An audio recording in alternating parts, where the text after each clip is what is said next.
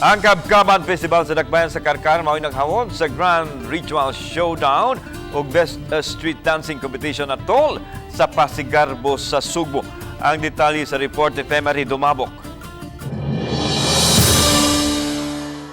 50 ka mga syudad ug munisipalidad sa lalawigan ang nisalmot sa Pasigarbo sa Sugbo nga gipahigayon sa Carcar City. Gisugdan kini sa street dancing sa palibot sa compound sa Carcar City Hall ug gisundan sa Grand Ritual Showdown sa grandstand sa Carcar City Oval Sports Center.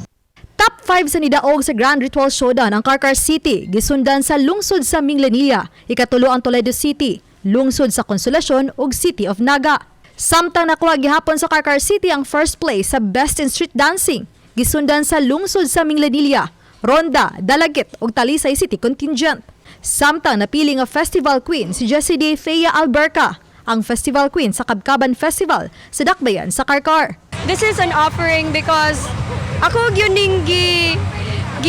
gi-work hard nga moabot ko nga mo represent ko sa Carcar. Naningkamot ko para sa Carcar. This is all for Carcar and this is an offering to Santa Catalina and Monsignor Chofilo Camomot. Og Best in Decorated Float ang sa lungsod sa Consolacion sa Rock Festival.